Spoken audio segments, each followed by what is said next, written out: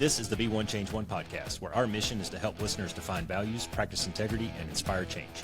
Our vision is to mentor men and empower them to achieve more by taking responsibility for shaping their own lives.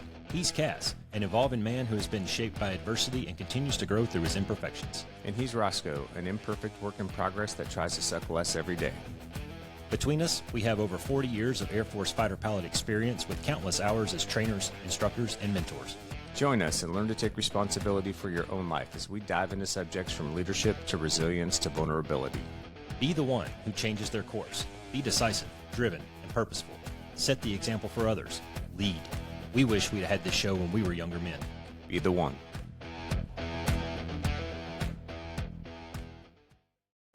Isn't that awesome? Yeah. I wish we could find a way to make that bigger. Like a way Seriously. to do that. Yeah, because it's been so hugely impactful in those guys' lives. Yeah. I was telling Katie a little bit about it when I came in, and just the positivity. Yeah. You know, and the attitude shift of I can versus I'll try or I can't. Yeah, dude, and that's what I'm here for. You know, I'm here, like, the genesis behind this for me was hopefully to help guys do those things.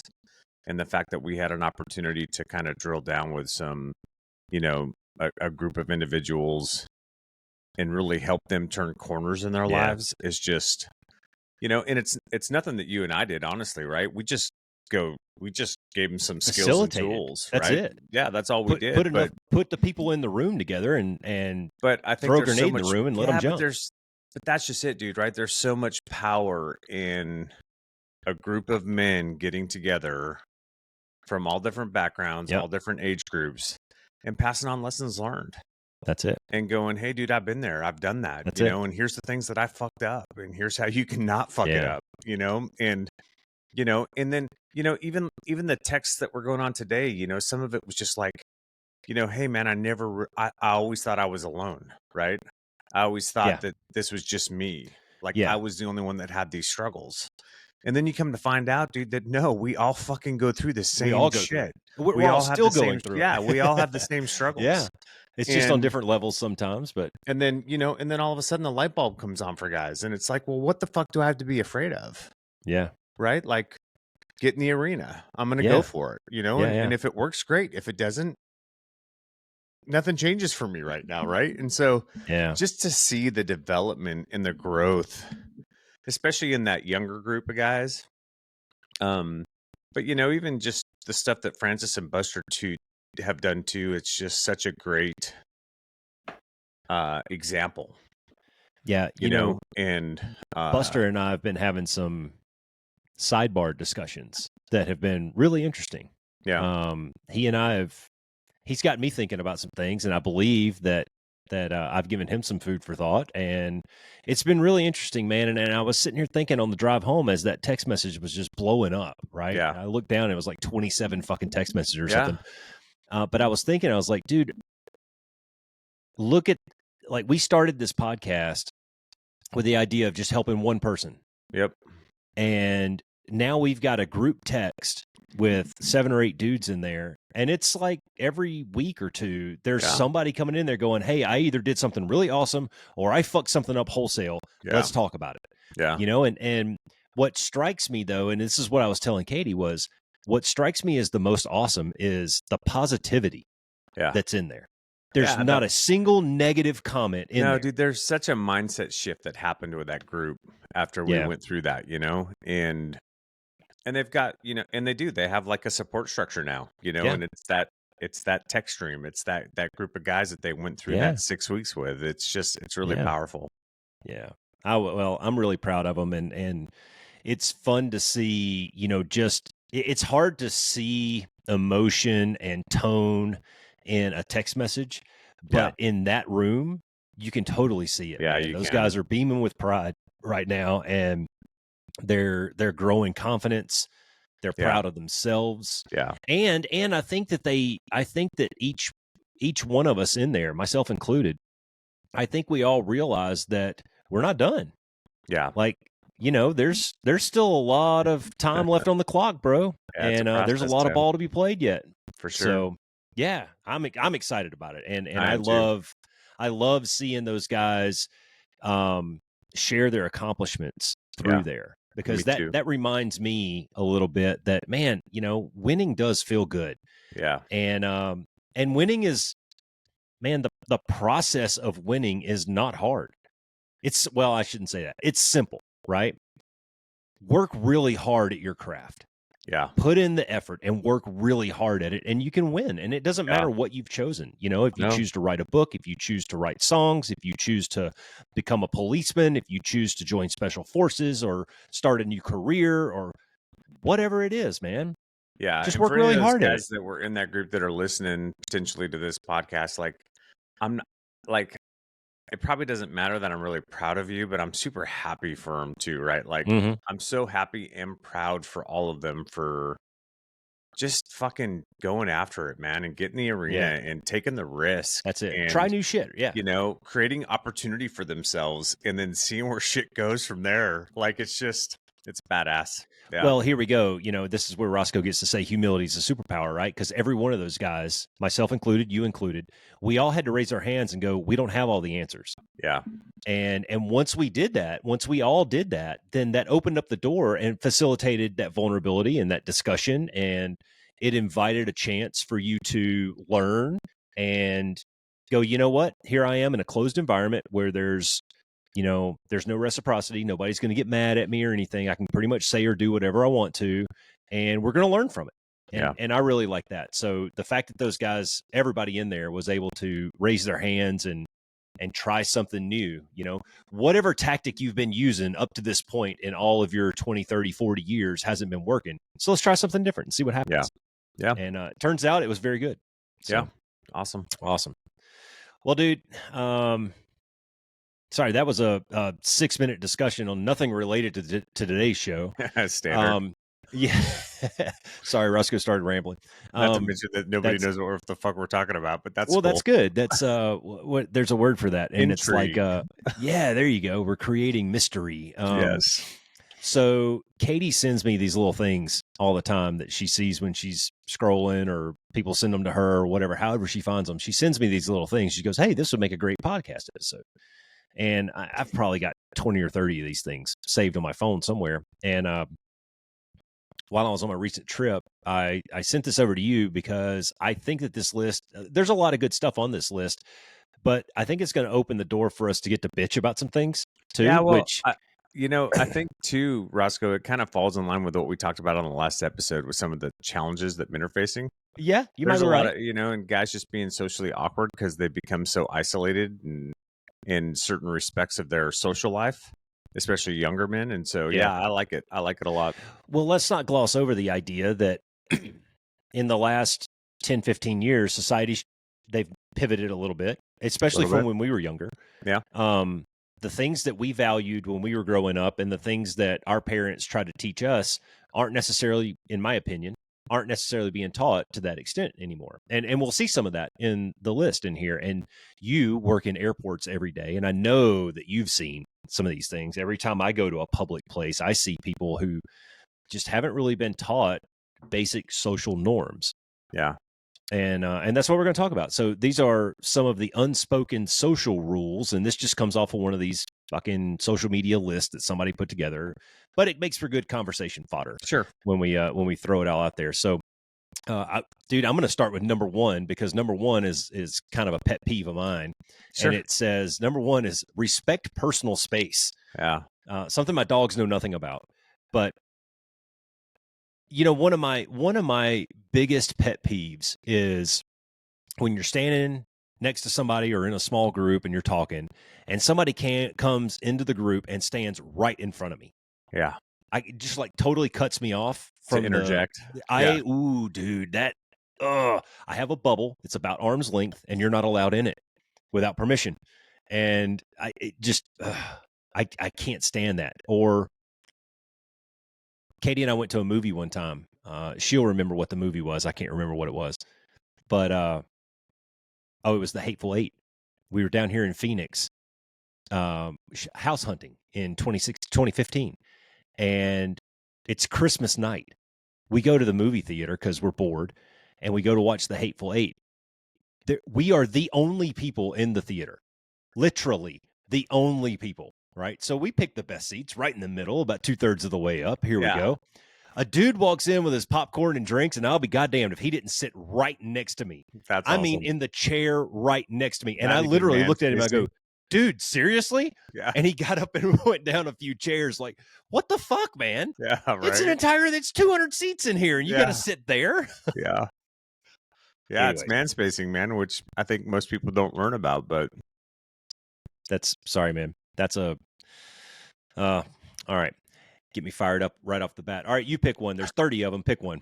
no, just go down the list, brother, because I don't have it in front of me, so Oh, okay. Yeah, I I don't got want it to pulled pull up, my so phone to up speak. right now. I've Yeah, got yeah, it on no, my I got phone, but I don't want to pull it up. Some of these will be quick. Number 2, don't interrupt others when they speak. Yeah, I see this more with, I think, younger guys than I do with older guys, although I see older guys do it too. But I think it's just, I think there's a desire to kind of let yourself be known or to influence a certain situation or to show what you know about something. And dude, one of the best things that you can do in most social situations is listen. You know, I mean, let people finish their thought before you jump right in and start telling them what they should know or giving them your opinion. Like, actually let them finish what they're trying to say. Because you could be completely off. You may not have all the information you need, and what you're about to say could make you look really fucking stupid. And so just listen, let people talk, let them finish their thoughts. And then if you have something to add that's valuable, then yeah, add it at that point. But learn the skill of allowing people to finish what they're trying to say. I feel like you're speaking directly to me. Yeah, sometimes. Yeah. Had to bite my tongue a lot because I wanted to interrupt you really bad I'm sure you did. during that. Yeah. Yeah. Maybe it's not trying to be the loudest voice, and maybe there's other components to it. Sure.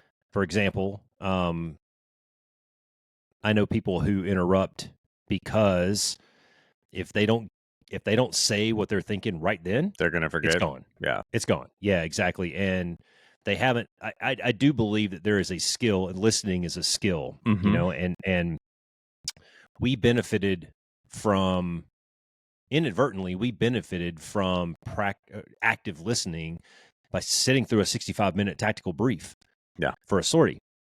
When you sit there and you have to digest 65 minutes of a fire hose of information, you learn to listen to every single word. And if everybody were interrupting and raising their hands and stopping the speaker, well, the message doesn't get communicated, and B, you break everybody else's concentration. Yeah. So I think we develop that skill over time to where I can listen to somebody and I can remember the 3 or 4 points that they made, and then come back to them with a couple of questions later, or write the shit down. Yeah. Take notes, You know? take mental Yeah. notes, just Exactly. build those skills.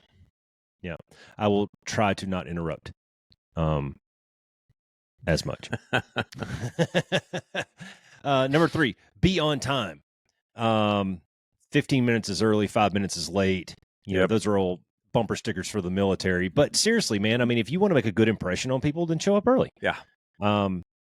Obviously shit happens sometimes, and you know, there's a wreck on the highway that you can't get around, or you know, whatever, insert excuse here. But I mean, for the most part, you should be able to plan things out to where you can be on time or early. Yeah. Well, and here's the deal, Roscoe, is if being on time is 10 minutes early for you, and then the wreck on the freeway happens and you're late, everybody is going to understand that it wasn't your fault because you're always early.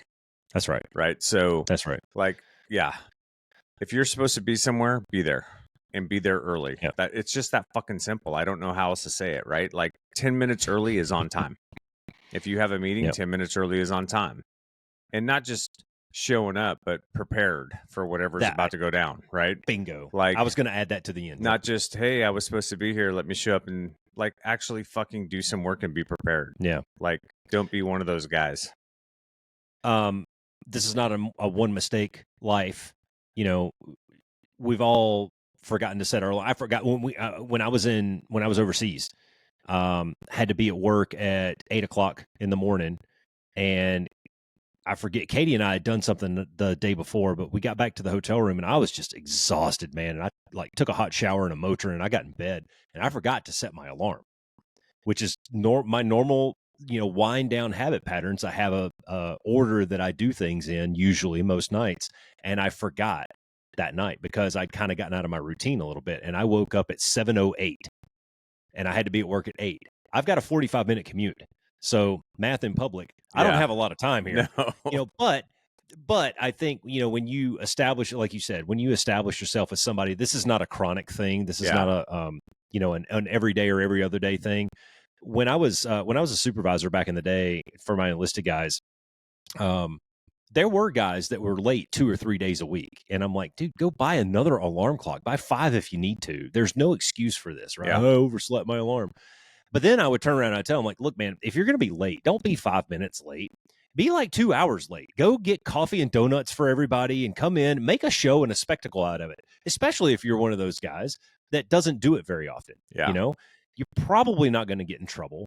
So I don't know, make it worth your while. Go have a good breakfast. Yeah, well, the bottom line is it's a direct reflection on you, and people pay attention to that stuff. So, if you want people to take you seriously and you want people to think that you have your shit together, be on time. Well, have your shit together. If you want people to not take you seriously or to believe that you don't have your shit together, which you probably don't if you can't do that on a regular basis, then be late. Yeah. Like that's how people are going to see it. I don't know what else to say. Yeah, I can definitely get down with that. Number 4 says, say please and thank you. And I have a good story to go along with this one because, unfortunately, this is not as common of a courtesy as you would think. Every morning I go through the gate and I have an airman 1 striper, airman 2 striper check my ID, and he sees that I'm a retired officer, and they pop a crisp salute, and I say, thank you, sir, every morning. So I'll throw not only please and thank you, but I'll say sir and ma'am. Throw that in there. It's just courtesy. It's just human courtesy. The story is my kids were little. Caleb was probably 5, maybe somewhere around in that range. So that would have put Nikki around 7 or 8. And we took the Jeep up to Crown King up here. Little store and a restaurant. That's about it. That's up there. But it's a cool Jeep ride up. It's a great view from the top of the mountain. We get up there, we go into the store and go to the bathroom and got our Mountain Dew and our Snickers bar. And as I'm checking out, both of the boys looked at the lady after she rang her stuff up and they said, thank you, ma'am. And she was blown away. She was flabbergasted. She was like, oh my God, like we don't see manners like that out of little kids anymore. And so she took my boys around to the back and let them pick out. They have a whole whole pie rack back behind the counter full of homemade fudge. And she let the boys pick out a piece of fudge. And all it took was a little bit of courtesy and just be polite and say thank you. Yeah, courtesy will take you a long way, right? Just opening doors for people, saying thank you, saying please, sirs and ma'ams. It goes a long way, because it just shows that you're considerate, and conscientious, instead of being a douchebag, or just being fucking rude for no reason. Yeah. Especially for people that work in service industries and stuff like that, dude, like they're working hard, just as hard as you are working. If you're a young man doing something else, and you probably don't like it when people are dicks to you, so stop being dicks to other people. Like, well, I mean, seriously, right? Like, no, just you're be right. Fucking nice. It's not that hard, right? Yeah. So anyways, yeah. And set that example for people around you too. Like, it's not cool to be an asshole. We're not, there's plenty of douchebag dudes walking around. You don't need to be one of them. Knock it the fuck off if you're doing it. Yeah. Katie had to check me once or twice when we were overseas. And to be fair to me, it was because of, number one, it was because of personal space and people's lack of situational awareness in a public space. And I got a little bit annoyed a few times, and she'd kind of, jolt me in the ribs and tell me to knock it off. But some of that's emotional regulation too, though, right? Like, just because you're having a shitty day doesn't mean you get to take it out on other people. Like, manage your shit, dude. You're right. You're right. Yeah. And thank goodness I had somebody there to elbow me in the ribs and tell me to knock it off. Yeah. Because how many people don't? Yeah. And then you go through the whole day and you're an asshole to everybody. Nobody likes you. But I was able to hopefully, curb some of that. I And bet your RBF was still strong though. You got a strong RBF, I do, especially when you put yeah. your headphones in. I I write about that in my book. It's world class. If they gave out medals and trophies for RBF, Yeah, you'd be I'd up there, probably dude. I'd Yeah, be on the podium. you'd be Olympic. You'd be Olympic. Be Yep, Olympic that's competition good. for yours for sure. Yep. How about number 5? Avoid talking about money or salary. I'll throw this into the same bucket as baseball, religion, and politics. Yeah. It's just one of those things that you just don't bring it up. Well, and it's nobody's fucking business. Yeah, that's true. You know what I mean? Like, it's nobody's business what you make or how much you make. Especially if you're running in circles potentially with guys who maybe you're making more money than. If you want to be generous, pick up the tab. When you go out for drinks on Friday Yeah. night, or pick up the tab when you go to dinner, because you're in a more fortunate position than somebody else. But anytime you're going to start talking about that shit, especially for people who may not be at the same level that you are, it's not going to come across the way you think it is. It's just not, right? Yeah. Like they're just going to think that you're bragging or Arrogant, being arrogant, or your ego's getting big, or you're trying to show them up somehow. You're just going to cause consternation, and there's no point in that, right? Well, I will add to that.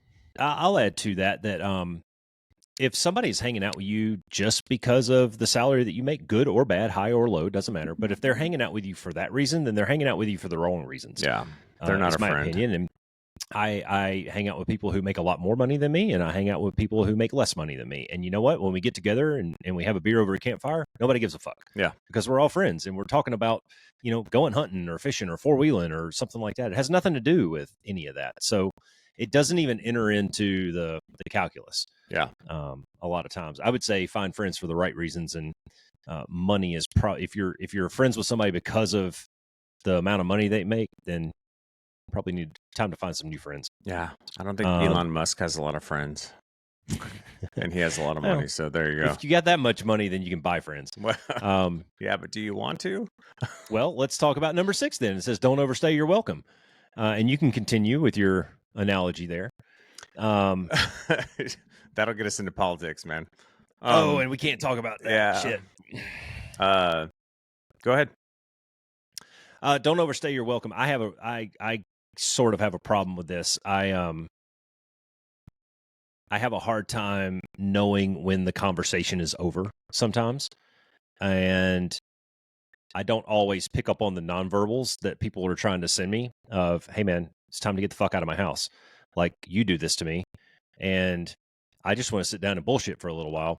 But it's because I don't have anything else to do for the rest of the day. And that other person maybe does, and it's, I need to work on that a little bit and probably learn to cut things off at their natural end rather than drag them on a little bit more. Well, it's not even necessarily cutting things off. I think a good practice to get into in general, anytime you're meeting with somebody, anytime you're over at somebody's house, is to just ask up front, hey, dude, do you have any limb facts?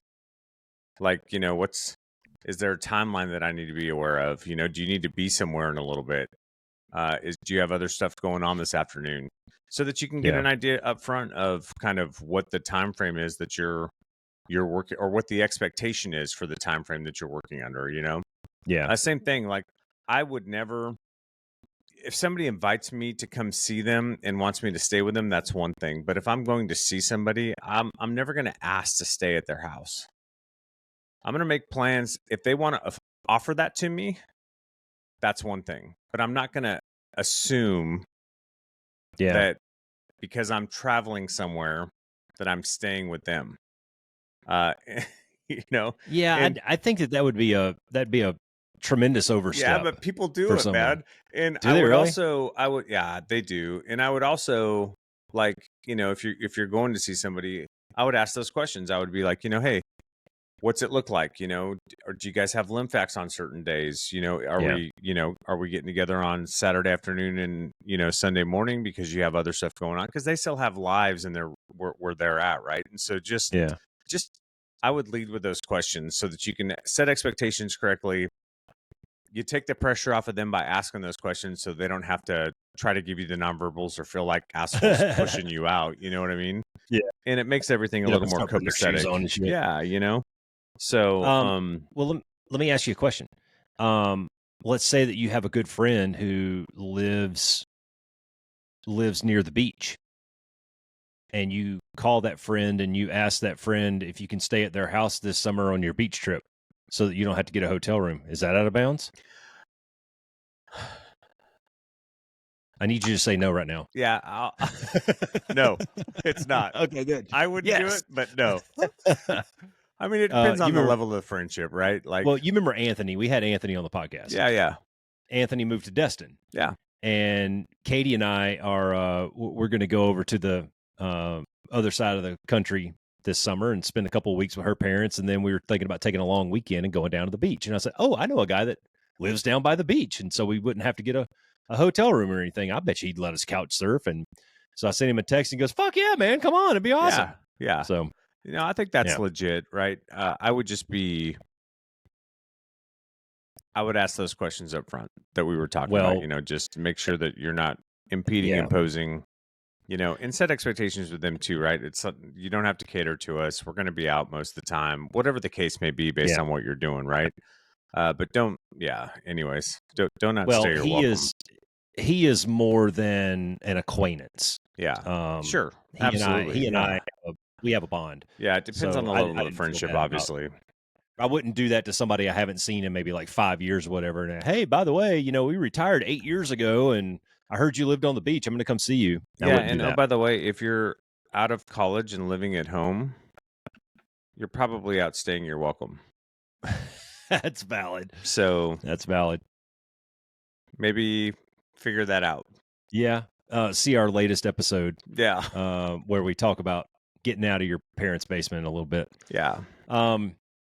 Let's see, where are we at? Number 7, don't check your phone constantly. This is kind of a pet peeve, man. Like, how many times do you go into a restaurant and you look over at a table? There's 4 people sitting at the table and all of them are All of them staring on at the their phone. phones. Yeah. Like, I think you're missing the point of going out to eat, bro. Yeah. And It's supposed to be a social atmosphere. I think even more than that, like, if somebody's talking to you, put your phone down. Even if they're interrupting something potentially. Mhm. So here's a good rule that I've learned with just phones and tech and that stuff in general. Because like sometimes Alicia, when I'm on the road or something, she'll call me and I'll answer because she's calling me. I don't know if it's she's calling me just to check in. There could be an emergency I'm unaware of, so I'll answer. And if she has something that she wants me to talk about, but I'm not in the space to have that conversation or to give her my full attention, I'll just say, "Hey, look, give me 10 minutes. I'll call you back because I want to give you my full attention Yeah. when we're having this conversation. And I can't do that right now where I'm at. So just give me that 10 minutes that I need to get whatever it is that I'm in the middle of or need to get done. Yeah. Because I want you to have my full attention when I talk to you." And so that's a good technique I think that guys can use in situations like that. But, even if you're texting or something like that, if somebody interrupts you and wants to talk, you could just say, "Hey, just give me 1 second. I need to finish up something that I'm working on real Mhm. quick. I want to give you my full attention. I'll be right back with you." Or if it's not something that's pressing, just put your phone down, maintain eye contact, listen to what the fuck they're saying. Yeah. Like, don't be distracted. You're not as good at multitasking as you think you are unless you've been a fighter pilot in the United States Air Force. True. I would one thing that we did now granted we talked, you and I talked about this in maybe a different episode at some point, but we talked about that our generation, we straddled the analog and digital line. We do. So I wonder, it may be easier for us to dissociate from some of that, right? Yeah. But one of the things that we did as we came into the digital age and we could see this impending train wreck happening is Katie and I, we kind of made a rule in the family that there's no cell phones at the table. Yeah, at dinner. None, right? And in extremis, that's a different story. But usually for just us normal people, there's no catastrophe that needs dealing with right this second. That's right. Right. And, getting a notification on Instagram does not need to be dealt with right now. No. So when we go out to eat with the kids, even now, and they're all grown men, we all put our cell phones in our pockets. And you know what we have? We have this thing called conversation. Yeah. And Weird. it's awesome. Yeah. Yeah, it's weird. And we end up telling, I mean, it's a comedy show for an hour sitting around the table. And Yeah. I see so many people that go out into public and their faces are in their phones. Yeah. And man, gosh, I cannot stress enough to people how much happier you'll be if you would just unplug for a little while. Yeah, Jeez. for sure. Whew. I feel like I could rant on that one for a while. Here's a positive one. Number 8. I feel like we've been saying don't. So here's a positive one. Give compliments sincerely and not excessively. I think if you give them excessively, then they start to sort of lose their meaning, and maybe people get numb to that. But when you give somebody a compliment, you want it to mean something. Yeah. Well, I would say, give people compliments when it's due, right? Like if somebody does a really good job on a project at work, give them a compliment around it, man. If you see somebody doing something really well, compliment them over it, I would be maybe a little more cautious with the opposite sex at times, just because of the environment that we're in now, of giving compliments in the sense of like telling your coworker appearance. You got a really nice ass, you look or good something in them like jeans. That, but honestly, one way you could approach that, because I've done this at work a few times, is I would just say, would you mind if I give you a compliment? And then I'll be like, your hair is fucking super cool, or whatever the case is. And usually it makes their fucking day, right? But Francis, you look good in that flight suit, man. but it's good to ask sometimes, especially when you're talking to the opposite sex. So, and it could be a good conversation starter. So I'm just trying to help dudes out, man. Do you remember the YouTube videos, the Terry Tate office linebacker videos? Yeah. Oh God! And so he gets a yellow card from HR, and he goes, "Excuse me, Cass, do I have permission to inflict bodily harm on your person?" So good. Yes. But yeah, dude, give compliments, and if somebody's looking good, tell them they look good. If somebody's doing a good job, just pay that stuff forward.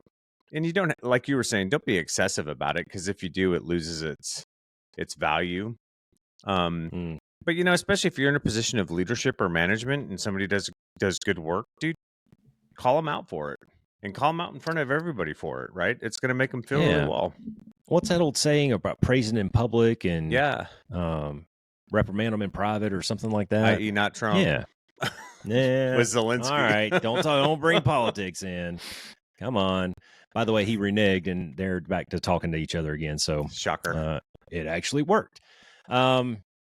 This is something that I do, and I do this intentionally. This isn't an unintentional tick or anything that I have. But number 9 says, don't stare at people. You really want to make somebody uncomfortable? Just stare at them. Yeah. Yeah. Don't be creepy. And make it weird. And anyways, when I was little, I remember being taught by my elders that staring at people is really bad, but especially if there's something abnormal. Yeah. Right. And I mean, if they have obviously some kind of condition, if they're in a wheelchair, if they're limping or hobbling, or have some kind of medical condition or whatever, that stuff is still, I think, considered a little bit taboo. Yeah. So I think it's just a common courtesy not to gawk and stare at people. Dude, you're not fucking 5 years old anymore. You don't stare at the guy that has it's not the first time you've seen a dude with a hole in his throat, right? Or somebody in a wheelchair. Like, unless it's like super badass. Like, there are some wheelchairs out there that are fucking cool, man. And you're like, if he's got a hot rod for a wheelchair, don't be creepy. Don't be creepy. It's fun to people watch. Don't get me wrong. I do it in the airport all the time. But be mindful of your gaze. If you don't be a gazer. You said gaze. If you sit in the airport long enough, true or false? You back me up on this. True or false? If you sit in an airport long enough, you can see one of every type of person. Oh yeah. Yeah. Isn't it great? It is. It's fucking funny. I mean, it is, man. You see Snoop Dogg walk by, and then you see, I don't know, Hank Williams walk by. Yeah, you see them all. Within 5 minutes of each other. Yeah. You know, and it's Katie and I we've played this little game in the airport in the past of try to guess what this guy does for a living, or guess where this couple's going or what they're doing, you know. And you're like, well, he's got calluses on his knuckles, so he looks like he works hard. His boots are kind of scratched up, you know. And you can kind of make up these little dialogues, and you can. Totally. Those are fun games. Cool. This is something I think you and I do very well, is respect others' opinions, even if you disagree. Yeah. And man, what a lost fucking art that no is, doubt, right? dude. That Jesus, is a lost dude, it's art okay in to this disagree with country right now. You brought up the Trump Zelensky thing, and yes, that is the fucking hot button this week, for obvious reasons. I mean, it's front and center on every page that you turn to, and I have a lot of friends who are on both sides of that argument, and I just wish that people still had this ability to sit down and talk and have jokes about it and discuss, and then move the fuck on. Yeah. So first of all, the value of the person that you have a relationship with shouldn't be based solely upon all of their opinions, because you're never going to agree on everything with everybody. And all it takes is being married to understand that. Right. Seriously though, right? Where you're in a lifelong commitment with another person. And guess what? You're not always going to agree, because we're different people and we have different viewpoints and we see the world through different lenses.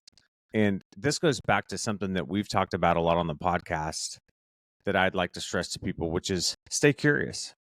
Like, I like talking to people who have differing views from me, because I may actually learn something from them, that they may have a viewpoint or a perspective that I've never really considered or thought of before. And that can inform how I view things. That can inform, how I see the world, or how I see a specific problem or see a specific issue, and it can change my mind sometimes. Right. And so, this idea that you always have to be right. First of all, this idea that the world is black and white and there's right and wrong, yes and no, good and bad, is fucking the dumbest fucking thing ever. Right? There are some things that are black and white, but they're very few. There's a lot of gray usually involved in most of these things. And so just stay curious and have civil, calm conversations. Yeah. It's not about being right, dude. It's about understanding. It's about accepting and understanding other people's viewpoints. And it's okay to disagree. It doesn't mean that you're a bad person. It doesn't mean that they're a bad person. It's just, we all see things differently, and that's okay. Yeah. I think there's two things that go into that too. And one of them is open-mindedness, which kind of goes along the lines of your curiosity, but, don't be married to the color of the jersey that you wear. Yeah. And the other side of it is do your research. Yeah. So that you have an informed opinion. Don't just, it's not the opinion of the masses, don't be a sheep. So do the research. If it's a topic that you feel strongly about, then do the research and learn some of the details about it. And if somebody does come to you with an opposing argument, now at least you can have a discussion. Yeah. And you're not just saying, well, I'm going to change the flag on my Facebook profile and I'm going to move on and I'm going to unfriend everybody that doesn't see my point of view. Yeah. That doesn't really communicate the same thing as, hey, why don't we have a conversation, enjoy a nice deep dialogue about this? Yeah. And I'm not looking to sway your opinion, but maybe at least you can see where I'm coming from. Yeah. And I think that either of those is valid. Well, and dude, 90% of the time, you could, if you know somebody and you understand their background and the perspective or the lens that they're viewing through the world through, you can go, yeah, you know what? I may disagree with it, but I can kind of see how you come to that conclusion.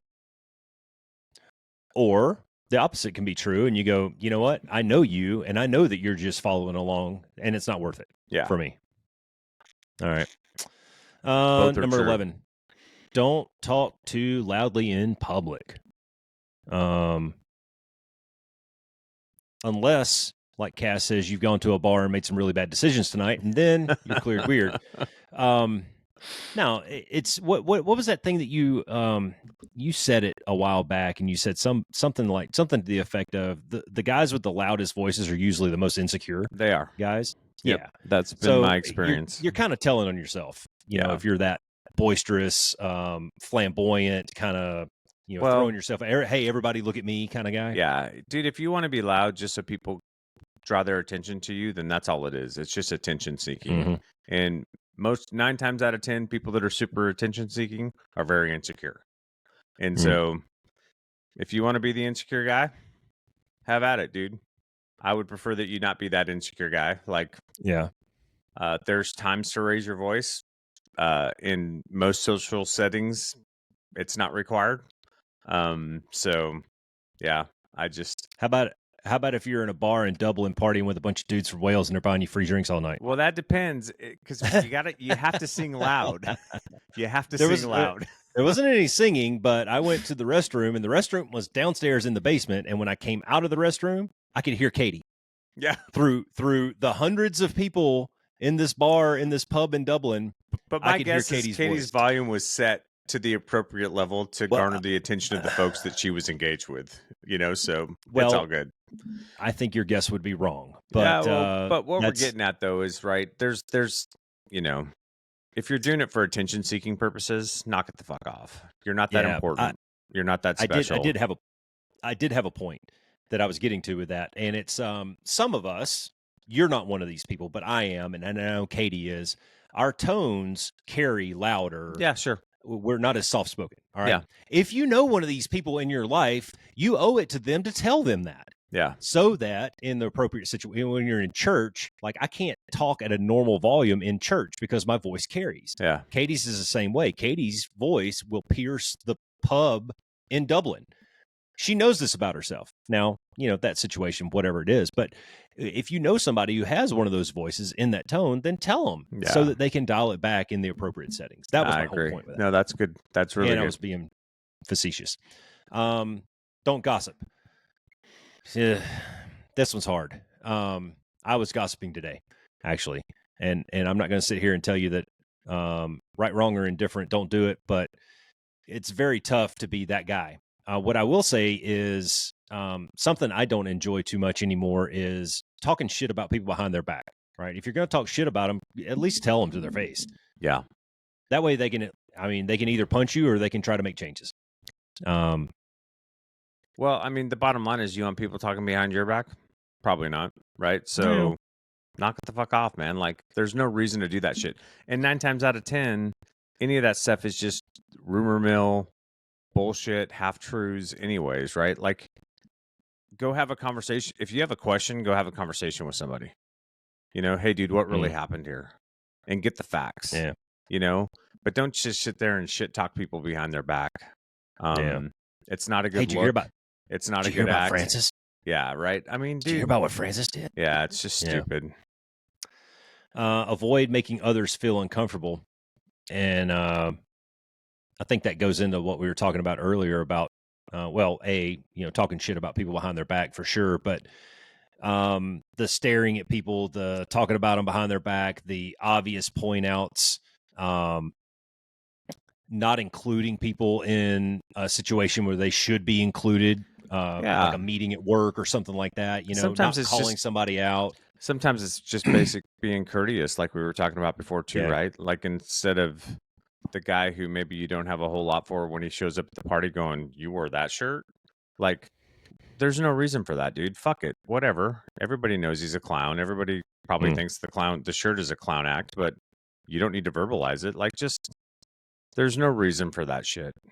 Like, and if there's somebody that you're not Yeah. comfortable with or that rubs you the wrong way, just move to the other side of the room. Go have conversation with somebody else. Like, just avoid that stuff. There's no benefit in belittling or making fun of or intentionally making other people feel comfortable in a social situation. I have some anecdotes from when I was coaching, and I'm guilty of it. And I'm not going to sit here and on any of these things, guys. I'm not going to sit here and pretend that I get this right all the time. These are all good guidelines for sure. But when I was coaching, I noticed, let's say you got a running back. He's a good running back, and you pitch him the ball and he runs down the field for 30 yards and he gets caught from behind and he fumbles the football. I think in high school football and below, you see some of these coaches are not as professional as they could be. And they'll grab that guy by the face mask and they'll shake him down on the sideline and they'll shaky finger him and you should. But when you watch college football and NFL football, what do they say to that guy when he comes to the sideline? Nothing. What did they say to the quarterback when he throws an interception? He's got 50 guys on the sideline that are patting him on the head going, hey, don't worry about it, man. Yeah, don't worry about it, dude. We're going to get back out there. Yeah. And I think that kind of goes along these lines, man. It's like there's no planet that a guy who's been playing football for a couple of years that he doesn't know that he made that mistake. He knows he made a mistake. He knows he screwed that up. He knows that he should have had 4 points of contact on the pigskin, right? He screwed up. He made a mistake. It's not a big deal. But when you highlight that and when you bring that out and you make a public spectacle of it, now everybody in the stands is watching him. He's already on the highlight reel, right? And when he comes to the sideline, now everybody's watching that. And that makes him feel like shit and blah, blah, blah. Well, and even more importantly, from what you just said, if you think you're the guy that's not going to make a mistake, guess what? Your turn's coming. So how do you want to be treated in that situation? This is why I love my family text message chain. Because everybody in that text message chain, we all get our turn in the barrel. Yeah. Everybody. And it doesn't matter. Yeah. Like tonight, it could be me. I could when we're done with this podcast, I could look at my phone and go, oh shit. It's my turn. Yeah. So it's good. That's accountability and humor. That's not making people feel uncomfortable. Now, dude, if you know the person, like you and I, we rib together, and Francis, obviously, we give him a ton of shit, but we know the guy. Yeah. And we know he's not going to he's not going to cry himself to sleep tonight on his huge pillow. So, all right. So hold the door for others. This goes back up to number 4 and say, please and thank you, man. Just be a good dude. Yeah. Right. Just be a good dude. Do good dude shit. And then number 15, right below it says, offer to help when you can. And you just had recently a good story about that, I think. I did? I thought you did. Maybe it was somebody else. Oh, no, disregard. It was, okay, I'll tell the fucking story. God dang it. They say that short-term memory is the first to go. Tyler was telling, my oldest was telling me that our one of our grandboys, his son, went over and helped the lady next door pick weeds out of her yard. And he came back and the kid's 5 or 6 years old, right? The kid came back and he's so like super excited, like, Dad, I did this great thing and it's awesome and I feel so good about myself. And that's the whole point, right? Is you do good things for other people and you help them out and it feels really good. It's that attitude of gratitude, man. Yeah. Well, and guess what? When you need help, guess who's going to show up? All the people that you didn't expect to, right? Like, I mean, and that doesn't mean overextend yourself. That doesn't mean always help all the time, even when it's at a detriment to your own, ability to recharge on a weekend or whatever. But dude, yeah, if you're available and it's a relationship that's important to you or you can help in any way, then help. Because you never know when it's going to be your turn. Mm-hmm. And the more you pay that stuff forward, the more you're going to get back when it's your turn in the barrel. So, well, something that along the lines of what you're talking about is on this other list that Katie sent us. It was, a bunch of rules that you should live by or some shit like that. And it was learn how to say yes. And then right below it was learn how to say no. Yeah, sometimes you got to say no. So it goes into what we talk about putting up boundaries and shit. Boundaries. Be helpful to other people, but have your boundaries. If you need a down day, then take a down day. Yeah, and it doesn't have to be a big thing either. I remember this was several years ago, but we had a family that lived across the street from us, and the husband was a minister, and the wife had like 3 younger boys. Pretty busy household. And he went on like a mission trip for like 3 weeks. And like 2 weeks into it, man, it's like coming into the beginning of summer, and you know how shit grows in Phoenix, man. Like their yard was out of fucking control, right? And our HOA is not the nicest where I live. And so I grabbed Daniel and I'm like, dude, I was doing yard work and I saw it. And I'm like, it's going to take me, it's 30 minutes out of my day to go help them out. Like she's not going to get out there and push the mower when it's 105, not to mention the fact that she's chasing 3 boys around. And so I'm like, I went and got Daniel. I'm like, let's go over there. Let's cut their grass. Let's trim it all down. Let's clean it up. Didn't ask, I just went over there and did it. And dude, he got back from his trip and And it was nice too because he got back from his trip, and it was one less thing on the honey-do list for him because he didn't need to do it for another week, Yeah. right? And it was very impactful to him. I didn't have any. I was just trying to help out, right? But so it Yeah. doesn't even have to be anything big, man. Just be nice, be courteous. If you can help, help. Yeah. It makes an impact on people, It does, man. And and it speaks to your character. that's what I was about to say is, I've said before, and I'll say it again, and I write about it in a bunch of books, and it's just be a good dude, Yeah, man. Like if somebody needs help, help them out, and yeah, it could be as simple as holding the door for somebody when you're going to the commissary, or help the little lady put her groceries in, or I can't tell you how many times I stop and just help people on the side of the road and stuff like that. And my whole thing is like, this is probably more prevalent when I was on active duty, but when I'm not available for Katie, I need somebody else to be able to yeah, stop and do that. I yeah, need people who have this same mentality and this same um, capability to stop and help somebody. yeah. And I do believe in putting positive energy into the universe, and I do believe in karma, and what you put out is what you get back. And yeah, so yeah, that's all good stuff, man. Cool. Let's see. Wait for others to be seated before you sit. This is like one of those, man. I don't know. This might be cultural It's old type school. stuff. It is. It's a little old school. It's a little cotillion type thing. But even when I was in college the first time, the one that I failed miserably at, I was in a fraternity, and one of the things that we were staunch on was anytime a lady walked into the room, or a woman, we stood up. Everybody in the room, 50 fucking guys. One girl walks in, we all stand up. And that was just a courtesy thing. And then we would always wait for her to sit before we sat. I think I get personally with those close to me, like my family, my direct family, I'm not real good at stuff like that.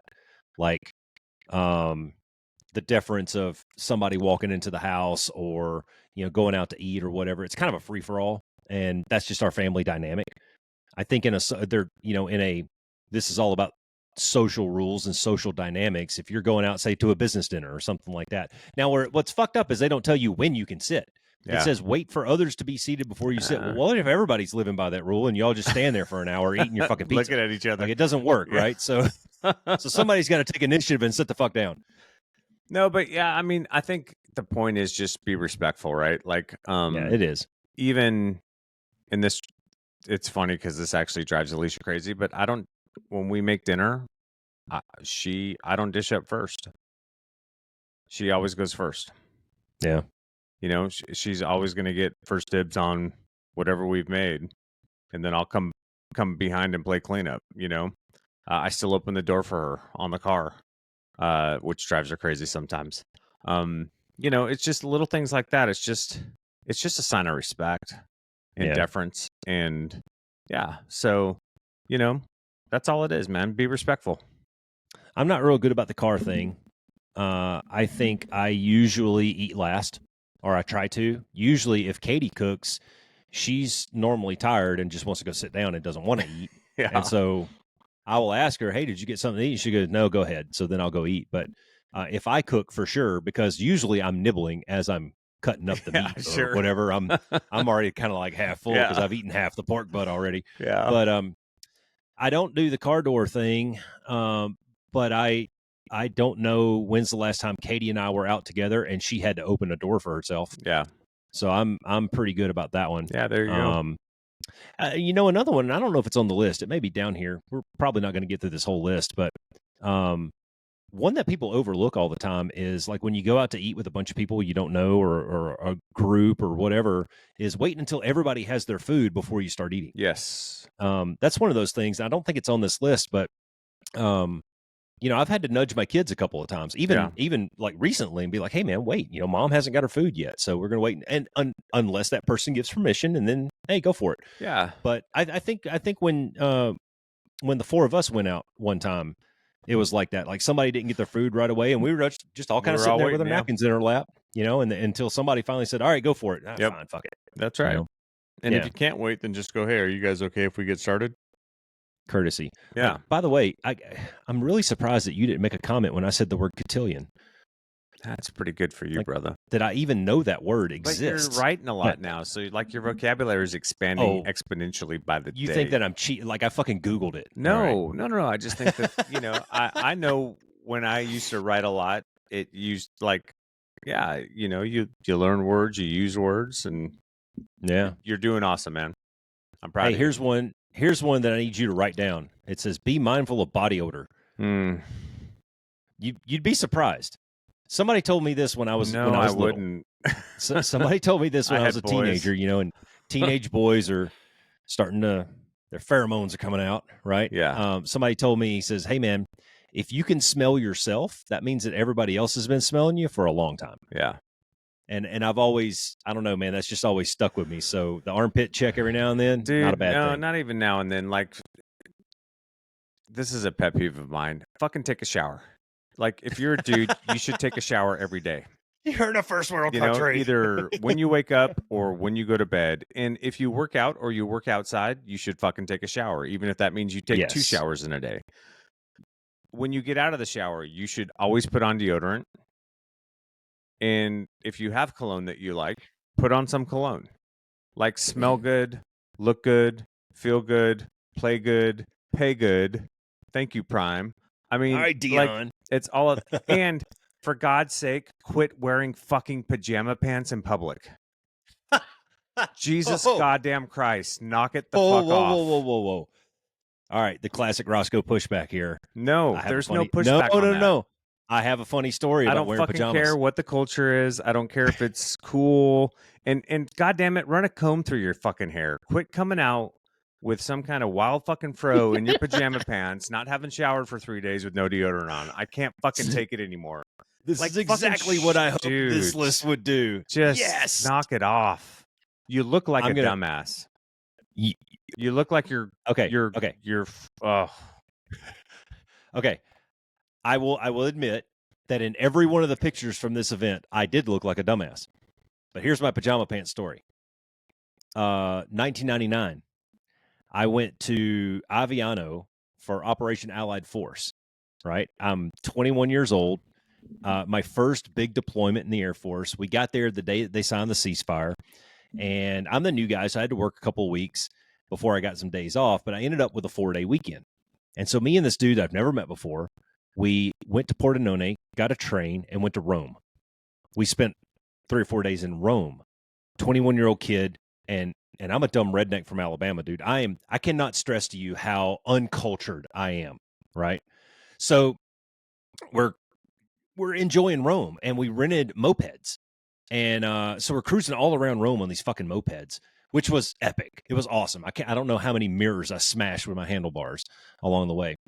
We get over to the Vatican, right? And we wanted to go in to the Vatican, so we park our mopeds. We walk up the steps, and here we go up to the front door of the Vatican. And the dudes in the funny hats with the fucking spears, they made an X, and they said, "No, you can't go in." The fuck? Got to have pants on to go into the Vatican. And we both had shorts. We were both wearing khaki shorts. So we went and we sat on the steps of the Vatican, and we're kind of disgusted for a few minutes. And then I was like, oh, wait, riding mopeds all over Rome. We had planned on being out after dark. And so I threw my pajama pants in my backpack in case it got cool after the sun went down. Let's just see if this fucking works, right? So I slipped on my pajama pants over my khaki pants, and walked up, and the dudes in the funny hats never even looked my direction. I walked right into the Vatican, and this was when we had the shitty little disposable cameras. mm-hmm. I took up a whole 24 exposures on my little disposable camera, came out on the steps of the Vatican, stripped off my pajama pants, gave them to my buddy. He put them on and went into the Vatican and took his fucking pictures. So, but then Cass, what So was the exact disappointed. words? I look like a moron. Yeah, like, knock it Yeah, the fuck off. Like, knock it I off. can't stand it, man. Don't wear your pajama pants in the Vatican, It's you not. idiot. That's not appropriate attire for outside. Okay. We'll skip down to number 20, and it says dress appropriately for the occasion. Go, Yeah. Cass, since you're Yeah. the connoisseur of No, all like, things public image. no, just so you know what? Like, if you're a teenager or whatever, like, I get it, right? But Yeah. if you're 16 or older, I'll just throw the line at 16 for me. If you're 16 or over, There's no fucking reason for you to be in pajama pants in public. There's just not. Like, grow the fuck up, dude. Like, give a fuck about what people think about you to a certain extent, right? Like, Ladies and gentlemen, can you guess what I'm going to wear to Cass's house for the next episode? give a fuck Take a about wild fucking guess. the image that you're presenting to the world about yourself. I mean, it's just, I just don't get it, man. So the airport, and I see it all the time at the airport. Dude. It's retarded. Can I throw into that discussion? Look at yourself in the mirror before you walk out of your house. And I say this for a lot of reasons. Everything from pajama pants to pants on the ground to yoga pants. I do this. Katie and I, we do this all the time, man. We'll be out in public and we'll see somebody, weird outfit that we wouldn't have chosen. And I tell her, I say, you know what's the worst is before that person left the house, they look themselves in the mirror and they go, yep, this is it. Yeah. This is the way I'm going out today. And yeah, well, I don't know, man. Yeah, it's different bad. strokes for different folks. I'll give you that, man. You do you, and more power to you. But this is where things get a little bit weird with this cast, is it says dress appropriately for the occasion.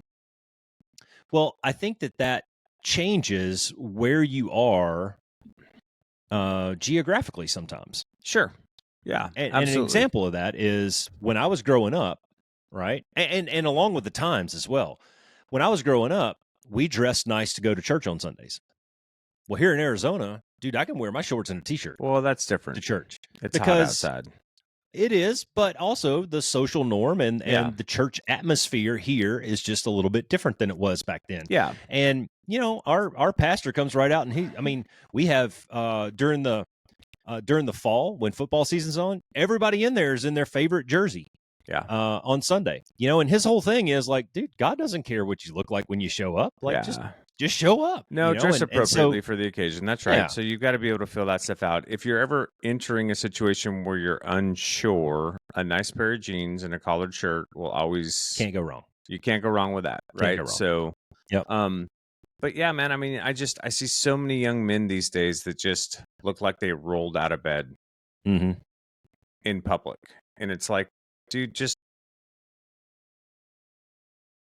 and I'm not saying get caught up in what other people think about you, but just recognize the image that you're projecting to the world. Like when I see people like that, it doesn't make me feel like you think much about yourself. Like, it doesn't make me think that you have a whole lot of care about yourself. I mean, we project images to the world.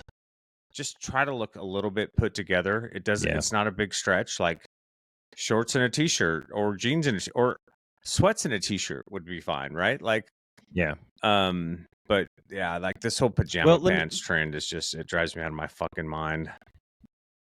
I'm going to try to settle you down a little bit. I'm off my soapbox. I'll give you an example. And this is a sort of a recent example. So Nicky works on the construction crew. He wears jeans and beat up boots and t-shirts to work, right? And they go out and they play in the dirt and they get nasty. Well, he got an opportunity to go interview for a different job and a different team and a different department. And he and I were talking about it, and I think I brought up something like, well, what are you going to wear? And he goes, oh, well, I was just going to wear my boots and I was going to wash my jeans and, tuck my shirt in or whatever. Like, oh, no. And he goes, but Dad, these guys are in construction. I said, no. Doesn't matter. No. This is a job interview. Yeah, they're not going to think you're taking it seriously. Either get yourself some khakis and a polo shirt or come to my house, raid my fucking closet, right? Yeah. But you need to look like you give a shit. Yeah. That's the big deal, right? Yeah, it's they're not going to think you care or taking it seriously. He probably would have gone into that job interview in his boots and pants and nobody would have said anything. But when you walk in there with a pair of slacks and a button-up shirt and a loosely fit tie, it shows that you give a fuck. Yeah. It shows that you're showing up there not just because somebody told you to, but because you want to be there. Yeah. That's really what it's. Yeah, it's showing that you're taking it seriously and that you want to make a good impression because you're really interested in the opportunity. So yeah. And his text message to me and Katie at the end of it was, I just made that interview my bitch. See? Nice. You There you walked in go. there with confidence. Yeah, you walked in there with confidence. You looked the part. Actually, you overdressed for the situation, but you looked like you cared. You put in some effort to it. You nailed the interview, and he got the job offer. Yeah. So yeah, it was all good, dude. Any other pajama stories? No. I like Mop to my see you get fired soapbox. up, man. Mop my soapbox. Well, I was about to ask you to stand up, but I don't want to get Anthony Wienered here. Yeah. So I was You have really no hoping idea that you what I stood have up and on had like some underneath plaid this. pajama pants on. But I don't want to see what's underneath No. the camera here. It's Nobody else jeans. does. So yeah, sure it is. Dude, we made it through about 20 of those. Listeners, I'm trying to think of the PC way that I want to wrap this up. You don't have to be PC. Here's how I'll wrap give a it shit up. about yourself. Yeah, here's Give a how shit I'll about wrap it yourself. up. Don't do better, be better. Oh, that's a good one. Just Yeah. fucking be better.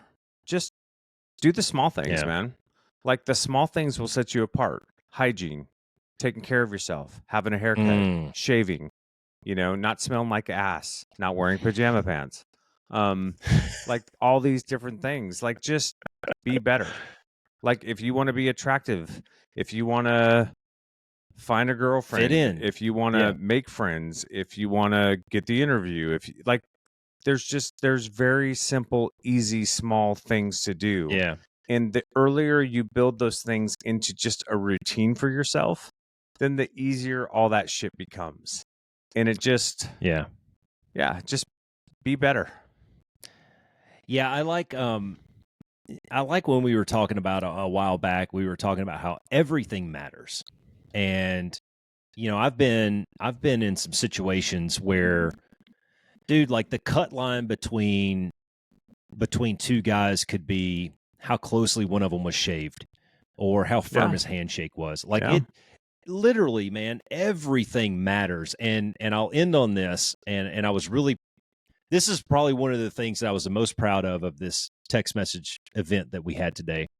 Was one of the younger men in the group puts in there and he goes, "Hey man, we're all going to screw shit up from time to time, but it's just important that we try to suck less tomorrow." Yeah. And God, man, I felt like, I don't know. I felt like mission accomplished. Like we got through to these guys. Like you're not going to win it all the time, but there are things that you can control to help you be better every day. Yeah. And here's a great example, Roscoe. Like when I was a commander, we would do boards for the enlisted, for different awards or things like that. And there'd be, 3 or 4 guys that were picked from shop chiefs and, young enlisted guys that we'd have a whole profile on them, the things that they had done, why they were being nominated, but we do an interview process and they would come in, and the guy who it was clear had just pulled his service dress out of the closet, didn't press it, hadn't been worn for a year or two, lint all over it, needed a fucking haircut, probably didn't shave that morning, was a different impression than the guy that showed up with his fucking service dress squared away, no lint, got a haircut, clean shaven. I mean, those are very small things that a lot of people don't think matter, but are things that can set you apart. Yeah. So it makes an impression. It shows people that you care. It shows people that you're invested and that, the opportunity or whatever it is in front of you, you're taking seriously. Yeah. That you give a shit. Yeah. That's it.